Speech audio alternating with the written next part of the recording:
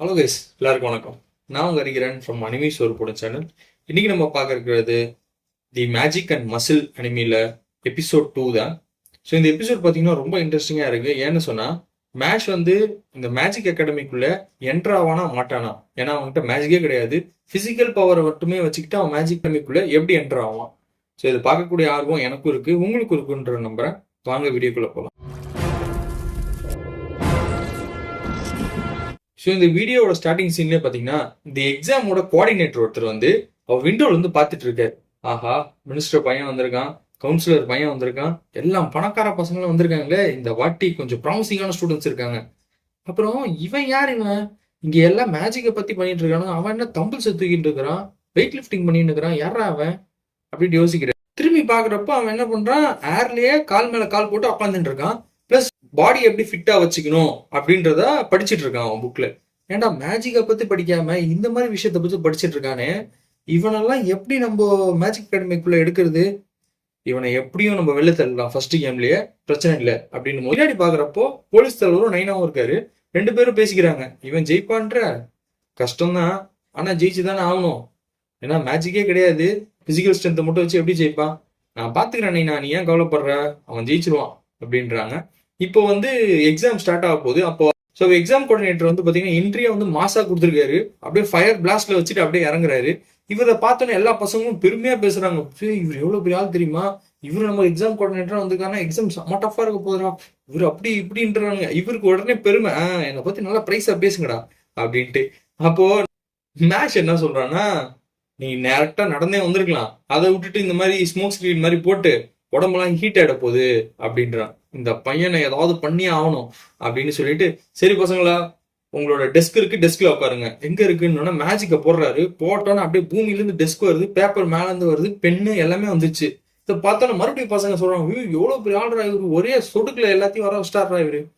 Maths சொல்றான், நம்ம எக்ஸாமுக்கு வரதுக்கு முன்னாடியே இதெல்லாம் பண்ணி வச்சிருக்கலாமே, மேஜிக்கே யூஸ் பண்ண தேவையில்லையே அப்படின்றான். அடே நீ என்ன ஆக போறன்னு படுறா அப்படின்ட்டு எக்ஸாம் ஸ்டார்ட் ஆகுது. எக்ஸாம் ஸ்டார்ட் ஆனோன்னு எல்லா பசங்களும் வந்து சரியான ஷாக்ல இருக்காங்க. ஏன்னு சொன்னா அந்த பேப்பரை பாக்குறப்ப அந்த பேப்பர்ல இருக்கக்கூடிய லெட்டர்ஸ் எல்லாமே ஒரு புழு மாதிரி அப்படியே நீட்டிட்டு போயிட்டே இருக்கு.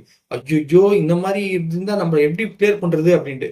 அப்போ கோஆர்டினேட்டர் யோசிக்கிறாரு, இப்படிதான்டா இருக்கும், வெறும் 3% ஆஃப் த பீப்புள் தான் நீங்க செலக்ட் ஆவீங்க, உங்களுக்கு கொடுக்குற டைம் வெறும் 30 மினிட்ஸ், அந்த 30 மினிட்ஸ்க்குள்ள இந்த எக்ஸாம் நீங்க முடிக்கணும், ஆரம்பிங்க அப்படின்றாரு. நம்ம மேஷ் என்ன பண்றான், இந்த பேர் நான் உன்கிட்ட ஒரு வாட்டி தான் சொல்லுவேன், லைன்ல நில்லுங்க அப்படின்றான். அதுங்க எதுவும் கேட்கற மாதிரி இல்லை. அந்த பேனாவை உடச்சி போட்டு சொல்றான், நான் இன்னொரு வாட்டி சொல்ல மாட்டேன், மரியாதையா லைன்ல நில்லுங்க அப்படின்றான். அப்போ சுத்திட்டு இந்த வேர்ட்ஸ் எல்லாம் நீட்டா நின்றுச்சு. அதாவது அவன் ஸ்ட்ரென்த்தை பார்த்து பயந்து மேஜிக்கே வந்து லைன்ல நிக்குது. இதை எடுத்துட்டு போயிட்டு அவன்கிட்ட காட்டுறான். என்னது நீ முடிச்சிட்டியா, எப்படி நீ முடிச்ச அப்படின்னு பார்த்தோன்னா எல்லாமே லைன்ல இருக்கு. அடப்பாவி, எப்படி முடிச்சிட்டா, சரி ஓகே இந்த டெஸ்ட் முடிஞ்சிச்சு. அடுத்த டெஸ்ட் என்ன வைக்கிறாங்கன்னு பாத்தீங்கன்னா ஒரு கல்லை தூக்குற மாதிரி டெஸ்ட். அதுல அவன் ஈஸியா கல்லை தூக்குறான், அதாவது ஒரு கையை வச்சு அப்படியே கல்லை தூக்கிட்டு இருக்கிறான் அசால்ட்டா. அடுத்த டெஸ்ட் பாத்தீங்கன்னா தண்ணியில போறது. தண்ணியில அப்படியே ஓடுறாங்க, கட கட கட. எல்லாரும் பார்த்து மிரள்றானுங்க, யாரா அவன் இவ்வளவு பவர்ஃபுல்லா இருக்கான் அப்படின்னு சொல்லிட்டு. மேஜிக் யூஸ் பண்ணல, பிசிக்கல் ஸ்ட்ரென்த் வச்சு எல்லாத்தையும் பண்ணிட்டு இருக்கிறான். சரி இவருக்கு காண்டாயிட்டாரு. தேர்ட் டெஸ்ட் நான் வைக்க போறேன், இந்த டெஸ்ட் தான் ரொம்ப கஷ்டமானது, இந்த மேஸை பாருங்க அப்படின்றாங்க. ஒரு மேஸ் மாதிரி ஒன்று உருவாக்குறாரு. அதுல என்ன சொல்றாருன்னா, இதுல பாத்தீங்கன்னா நிறைய மான்ஸ்டர்ஸ், நிறைய ஹட்டில்ஸ், நிறைய ஜந்துக்கள் இருக்கு, இதுல இருந்து நீங்க எப்படியாவது தப்பிச்சு இந்த மேஸ்ல இருந்து வெளில வரல. கொடுத்துருக்கிற டைம் வெறும் 30 மினிட்ஸ், அந்த 30 மினிட்ஸ்க்குள்ள நீங்க வெளில வந்தாகணும், வந்தீங்கன்னா நீங்க ஜெயிச்சிங்க, இல்லைன்னா நீங்க தோத்தீங்க அப்படின்னு எல்லா பசங்களும் உள்ள போறாங்க. அப்ப நம்ம மேஷ் என்ன பண்றான், என்னடா இது, இதுல இருந்து வெளில போறதுக்கு 30 மினிட்ஸா, அசால்ட்டா வெளில போயிடலாமே அப்படின்னு யோசிச்சுட்டே போயிட்டு இருக்கான். அப்போ ஒரு பொண்ணு வர வந்துட்டு ஹாய் அப்படின்ற. ஹாய், நம்ம 2 பேரும் சேர்ந்து போலாமா, அது எதுக்கு போனோம், நான் தனியா போறேன் நீ தனியா போ, இல்ல 2 பேரும் சேர்ந்து போனா எஃபெக்டிவா இருக்கும், எதாவது பிரச்சனை வந்தா சப்போர்ட் பண்ணிக்கலாம்ல, நீ சொல்றது கரெக்ட் தான், வா போலாம் அப்படின்னு சொல்லி கூட்டு போறான். கூட்டு போயிட்டு இருக்குமா அந்த பொண்ணு என்ன சொல்றா, உனக்கு தெரியுமா நம்மளோட ப்ரொஃபசர் இருக்காருல்ல, அவர் ரொம்ப கஷ்டமான டிஃபிகல்ட் டாஸ்க் எல்லாம் வைப்பானா, என்னென்ன ஆபத்து இருக்குன்னு தெரியலையே அப்படின்னு சொல்லி வச்சுட்டு போயிட்டு கல்ல தடிக்க விழுவா கீழே. சரி கல்ல தான் தடிக்க விழுறான்னு பார்த்தா காப்ளின்ஸ் இருப்பானுங்க, அவனுங்க வந்து அவளை பிடிப்பானுங்க, அதுலயும் மாட்டிப்பா. இன்னொரு விஷயம் வந்து பார்த்தா ஒரு கையெல்லாம் இருக்கும் பூமியில, கை வந்து அவ காலை பிடிச்சி இழுக்கும், அதுலயும் மாட்டி. அடுத்து பாத்தீங்கன்னா ஒரு குழி மாதிரி இருக்கும், அந்த குழிக்குள்ள டிராப்ல விழுந்துருவா. இவன் விழுந்திருக்கிறத பார்த்து இவனுக்கு புரிஞ்சிச்சு, நீ எஃபெக்டிவா இருக்கிற மாதிரி தெரியல, எனக்கு டைம் ஆகுது, நான் கிளம்புறேன் கேமுக்குன்னு சொல்லிட்டு அவன் ஓடுறான்.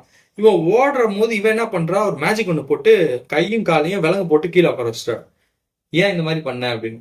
இல்ல, அது என்னோட ரீசன்ஸ், அது நான் வந்துட்டு சொல்லணும்னு கிடையாது, நீ ஜெயிக்க கூடாது கேமு, அதுக்குதான் இது அப்படின்னோடனே, என்ன நீ தடுக்க முடியாதுன்னு சொல்லிட்டு அசால்ட்டா எல்லாத்தையும் உடச்சு போட்டு டபால்னு போறான். அவன் பாட்டு வேகமும் ஓடுறான். அவன் ஓடுறத பார்த்தா இவளுக்கு ஐயோ இவன் வேற போயிட்டானே, அந்த ஆள் வேற சொல்லியிருக்கான் இவனை பிடிச்சி வைன்ட்டு, இவன் வேற ஓடிட்டானேன்னு பின்னாடி ஒரு பெரிய ஜந்து ஒண்ணு வந்திருக்கு. என்னோட விடுகதைக்கு பதில சொல்லு அப்படின்றான். அது என்ன கேக்குதுன்னா, நான் காலையில ஆனா 4 கால்ல இருப்பேன், நைட் ஆனா 3 கால்ல இருப்பேன், நான் யாரு அப்படின்னு. ஐயோ இந்த பொண்ணுக்கு ஒண்ணுமே தெரியல. அது என்ன சொல்லுது, நான் உன்னை கொல்ல போறேன் அப்படின்னு சொல்லவும் இவளுக்கு ஒரு விஷயம் புரிஞ்சிருது. என்னன்னா, நான் அவனை பிட்ரே பண்ணிட்டேன், ஏமாத்திட்டேன், அதுக்கு கடவுள் எனக்கு கொடுக்குற தண்டனை, நான் செத்தாலும் பரவாயில்ல, என்ன சாரி மஷ்ரூம் ஹெட் அப்படின்னு சொல்லிட்டே இருக்கிறப்போ, இவன் எகிரி மூஞ்சிலே ஒண்ணு வைக்கிறான். அது மூஞ்சிலே வச்சுட்டு, அந்த மாதிரி ஒரு விஷயமே இருக்காரா, எப்படா இருக்கும் அப்படின்றான். அது சொல்லிட்டு அந்த பொண்ணு கேக்குறா, ஏன் நீ என்னை காப்பாத்துன, நீ என்னை விட்டுட்டு போயிருக்கலாமே, நான் உன்னை ஏமாத்திட்டல அப்படின்னோடனே, இல்ல எனக்கு ஒரு விஷயம் புரிஞ்சிச்சு, நான் இந்த கேம் போராடுறதுக்கு எனக்கு ஒரு ரீசன்ஸ் இருக்கு, அதே மாதிரி உனக்கு ஒரு ரீசன் இருக்கும் நான் நம்புறேன் அப்படின்னோடனே இந்த பொண்ணுக்கு அப்படியே ஷாக்கு. என்னடா இவ்வளவு நல்ல பையனா இருக்கான் அப்படின்னு சொல்லிட்டு அவன் மேல ஒரு எம்பத்தி வந்துருச்சு. வந்தோடனே சரி ஓகே, இப்போ இந்த கேம் முடிக்க முடியாது நம்மளால, ஆல்ரெடி டைம் அப்பு, நம்ம எப்படி இந்த கேமை தோத்துருவோம், அதெல்லாம் ஒண்ணும் இல்லை, நான் பாத்துக்கிறேன், நீ வா அப்படின்னு சொல்லி கூட்டு போறான். இங்க பாத்தீங்கன்னா எக்ஸாம் முடிய போற நேரம், நம்ம குவார்டர் டைமை பார்த்துட்டு இருக்காரு. இன்னும் கொஞ்ச நாள் எக்ஸாம் முடிய போகுது, அந்த பையன் தோத்துட்டான், எஸ் அப்படின்னு சொல்லி பசங்க எல்லாருமே முடிய போற டைமுக்காக வெயிட் பண்ணிட்டு இருக்காங்க. அப்போ டப்பால் டப்பால்னு ஒரு சவுண்ட் கேக்குது. எங்கிருந்துடா சவுண்ட் கேக்குதுன்னு பார்த்தா, இவன் மேஸ் எல்லாத்தையுமே உடச்சிக்கிட்டு வந்துட்டு இருக்கிறான் நேரா வெளியில வர்றதுக்காக. மொத்தத்தையும் உடச்சிட்டு வெளில வந்துட்டான். வெளில வந்து பார்த்தோன்னே இவனுங்க எல்லாருமே, டே நீ ஏமாத்திட்டடா, நீ வீட்டுக்கு போடா, நீ சீட்டிங் பண்ணிட்ட, மேஸ் விளையாடவே உனக்கு தெரியல அப்படின்னு சொல்றான். இவன் உடனே டிசப்பாயின்மெண்ட், நீங்க சொல்றதெல்லாம் கரெக்ட் தான், பட் ஸ்டில் இதான் நேரம் அப்படின்றான். சொன்னதுக்கு அப்புறமா அந்த பொண்ணு என்ன சொல்லுது, இல்ல அவன் மேல தப்பு கிடையாது, கோஆர்டினேட்டர் சொல்ற நீ அமைதியா இரு அப்படின்றாரு. இல்ல நான் இதை சொல்லி அவன் மேல எந்த தப்பு இல்ல, கோஆர்டினேட்டர் தான் அவன் ஸ்லோ பண்றதுக்காக சொன்னாரு, அதான் நான் பண்ணேன் அப்படின்னு. எல்லா பசங்களும் அவர் திரும்பி பாக்குறாங்க.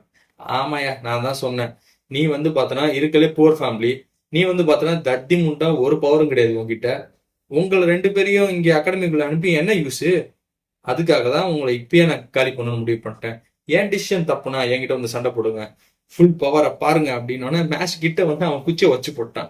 என்னடா குச்சியை உடைச்சிட்ட அப்படின்னோடனே அங்க கிராண்ட் மாஸ்டர் இது எல்லாத்தையுமே பார்த்துட்டு இருக்காரு. அவரு டைரக்டா இங்க வந்துட்டு இந்த கேம் இதோட முடியுது, அடுத்த கேம் நான் கண்டினியூ பண்ணிக்கிறேன், நீங்க யாரும் எதுவும் பண்ண வேண்டாம் அப்படின்னு சொல்லவும், இவர் கோஆர்டினேட்டர் சார் ஏன் சார் இப்படி சொல்றீங்க அப்படின்னோடனே, நீ நேரம் என்னை ஆஃபீஸ்ல பாரு, இப்ப எதுவும் பேசாத அப்படின்னோடனே, நான் ஃபர்ஸ்ட் அப்ளிகண்ட்டை நான் இந்த எக்ஸாம் கூப்பிடுறேன்னு சொல்லிட்டு மேட்ச் கூப்பிட்டு போறாரு. மேட்ச் கேள்வி கேட்கிறாரு. ஃபர்ஸ்ட் கொஸ்டின், நீ ஏன் இந்த எக்ஸாம் அட்டன் பண்ணணும்னு நினைக்கிற, நான் என் ஃபேமிலியோட ஹாப்பியா இருக்கணும், அதுக்காக தான். ஏய் என்ன பதில்ரா சொல்றான், சரி சரி ஓகே. அடுத்த கொஸ்டின், அந்த பொண்ணை உன் டைமும் போனாலும் பரவாயில்ல அவளை போய் காப்பாத்தினியா, ஆமா, ஏன் அந்த மாதிரி பண்ண, ஏன்னா அவளை காப்பாத்தாம முட்டுனா அந்த ரிக்ரெட் என் மனசுலயே இருக்கும், அதுக்காக தான் அது பண்ணேன். ஓகே, இப்போ மேஸ் இருந்துச்சு, மேஸை கை காலை வச்சு அடிச்சு உடச்சிட்ட, இதே மேஸ் இல்லாம உன்னோட பவர்ஃபுல்லான ஒரு ஆளா இருந்தா, அதுவே நானா இருந்தா நீ எப்படி ஜெயிப்ப. இப்போ உனக்கு ஒரு டாஸ்க் வைக்கிறேன். இந்த டாஸ்க் பார்த்தனா, உனக்கு ரொம்பவே பிடிச்சவங்க அந்த டாலுக்குள்ள அவங்க ஆத்மா போயிடுச்சு, இந்த ராடு அப்படியே அவர் மேல குத்துனோன்னா அவர் இறந்துருவாரு, இதை நீ எப்படி ஸ்டாப் பண்ணுவ அப்படின்னோன்னா, அந்த சைட்ல காட்டுறாங்க நம்ம நைனா அவங்க உயிர் போன மாதிரி டபால் முன்னிட்டாரு. ஐயோ நைனா ஏந்திரியான்னு சொல்லிட்டு அங்க சொல்லிட்டு இருக்கானுங்க. இங்க இவன் இந்த மாதிரி போய் ஆக போதேன்னு சொல்லிட்டு கையை வச்சு குத்துறான். அந்த ராடை குத்துறோன்னு கையெல்லாம் ரத்தம். நான் அப்பயே சொன்னல உங்ககிட்ட, உன்னோட சத்தியமானவன் நானு, உன் கையாலெல்லாம் இதை ஸ்டாப் பண்ண முடியாது, என்ன யோசிக்கிற, என்ன பண்ண முடியும் உன்னால, என்ன பண்ணுவேன்றத நான் எதிர்பார்த்து காத்துட்டு இருக்கேன் அப்படின்னு சொன்னோன்னா, அவன் என்ன பண்ண, 2 கையும் வச்சு நிறுத்திட்டான் அந்த ப்ராசஸ. இவன் நிறுத்துறத பார்த்தோன்னு எல்லாருமே ஷாக், எப்படா இவன் நிறுத்துறான்ட்டு. என்ன சொல்றான்னா, நீங்க இவ்வளவு பெரிய மேட்சுக்கு கேஷ் பண்ணிருக்கீங்க, அதுக்கு ஒரு லிமிடேஷன் ஒண்ணு இருக்கும், ஸோ அந்த லிமிடேஷன் முடிஞ்சோன்னா எப்படி இது மறைஞ்சு போயிடும், ஸோ அது வரைக்கும் நான் அவங்க கூட போராடலாம்னு முடிவு பண்ணிட்டேன் அப்படின்னோடனே புரியுது. நிறைய சக்தி உள்ளவங்க சக்தி இல்லாதவங்கள ப்ரொடெக்ட் பண்றது நல்ல விஷயம்தான். சரி ஓகே, இப்போ லைட்ஸ் ஆன் அப்படின்னு சொல்லிட்டு எல்லாம் கேண்டில் ஆன் ஆகுது. அப்போ அவர் என்ன சொல்றாருன்னா, நான் உன்னை டெஸ்ட் பண்ணணுன்றதுக்காக தான் இது பண்ணேன், வேணுங்கிட்டே உனக்கு க்ளோஸா இருக்கவங்களை கொள்ளணும்னு நினைக்கல, ஸோ ஜஸ்ட் அ டெஸ்ட் அவ்வளோதான் அப்படின்னோடனே, நான் உங்ககிட்ட ஒரு விஷயம் சொல்ல விரும்புறேன், நீங்க சொல்லியிருந்தீங்களே நான் உங்களை மோதுற மாதிரி வந்திருந்தா என்ன ஆயிருக்கும்ட்டு, அந்த மாதிரி சூழ்நிலை வந்திருந்தா உங்க மூஞ்சி அடிச்சே குழப்பி வச்சிருப்பேன் அப்படின்றா.